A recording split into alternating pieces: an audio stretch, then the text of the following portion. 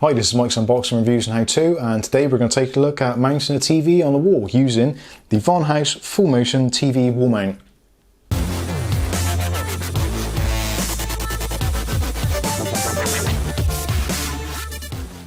Okay, that's the intro right away. Let's look at the VonHaus full motion TV wall mount. Now this is a, I dare say, budget wall mount available from Amazon and other VonHaus suppliers. I'll put some links to suppliers in the video description below, so check those out. Also, while you're there, check out my social media links, Facebook, Instagram, etc. Be nice to keep in touch with all you guys. Anyway, I digress. Right, full motion TV wall mount. Now this VonHaus wall mount is touted as being a universal wall mount. So this will take monitors, as it says there, from 23 inch to 55 inch.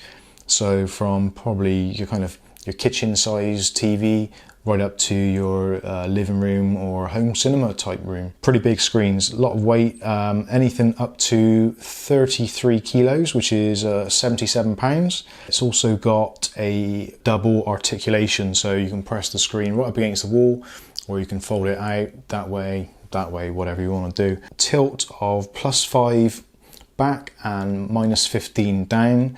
So if you're mounting it above a fireplace or a chimney breast and you want to have it above the fire pointing slightly down towards the couch area, it's fine, it's going to do all that. Now the way that they measure how these things fit on TVs is through what they call the VESA standard. The VESA standard is generally denoted in millimeters. So you've either got like a 75 or 100, 200, 300, 400, etc. Millimeter VESA gap. So recently they've started changing that as well. So you get kind of, rather than being traditional 75mm by 75mm or 100 by 100 or even 200 by 200, now they're starting to change the layouts of the bolts on the back. So you get, like here it says, 100 by 200, 200 by 400, etc., etc. But this wall mount and how it's designed with all the different holes will fit pretty much any TV you throw at it. I've been looking around in, I would say TV store, but I'll be lying. It's actually a prop store where I work. And this will fit pretty much every TV that we've got on the shelf. So, and those TVs are anything from kind of 10 years ago right up to things which have been bought last week. So this is a really flexible piece of kit and really inexpensive for just over £22. So that's, I don't know, what about $25 in the US? That's a lot of TV mount for the money. So anyway, let's have a look, see what we get inside the box. Now this actually was bought by mistake. It was supposed to be for another project, but I accidentally delivered it to my home address rather than my work address. So I'm kind of stuck with it now. So here we have the ultra slim cantilever TV bracket. There's the VonHaus instruction guide telling you what tools you're going to need. Obviously a power drill, crosshead screwdriver, pencil, spirit level, an 8mm drill bit. A stud finder is optional. If you want a stud finder, you check in my link, which will be up there somewhere. You'll find the Rolston stud detector, which we found to be really good. So check that video out. Hey, if you buy one of these, you can read that yourself. So these bits here are what they call wings. Now these are add-ons, so if you're using a slightly smaller television, then these wings won't be necessary. If you're using a larger TV, then you will need it. So also here's a plastic bracket to cover up the wall bracket when it's installed.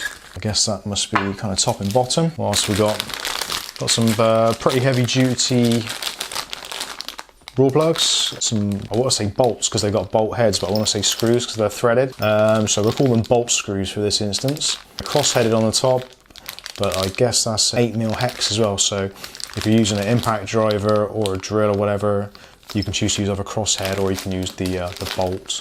So you get washers, etc. So that's the actual wall mounting, which is actually quite a nice thing to get some wall mounting hardware. Not all of them do. So that's the wall mounting hardware. Oh wow. In here is the extra bolts to attach the wings to the unit with an Allen key, and also with a little hexagonal spanner, which has got, it looks like 6mm and 8mm. So you can actually use that spanner to tighten up the bolts as well. That's pretty cool. Impressed with that. Oh, even more screws. Okay. So this is probably make more sense to Americans than it will to English people, because we have a slightly different metric system for nuts and bolts. So in the US, I think you have kind of the M bolts go A, B, C, etc, etc. Whereas in the UK we tend to have like M4, M6, M8, M10, etc. So, but you've got a really good selection of nuts and bolts and screws there, which should cover most instances. You've also got things like here, you've got washers, obviously pretty important for when you're tightening things up so you don't damage anything. But you've got plenty of plastic spacers there. You've got 4, I would say 1 centimeter spacers, and you've got, I think what looks like there are 8, probably 3 or 4 mil spacers. So depending how your TV layout is in the back, if it's slightly offset or you want to make some room to run cables down behind the back of this, when it's attached, you can kind of push the screen away from the mount a little bit by a few centimeters or millimeters, depending on what the bolts will allow you to do. So let's have a look at the main piece. So here we are. This is the actual cantilever arm. So there we are. There is the, there's the other blanking plate. There it is. Now that is a pretty sturdy piece of kit.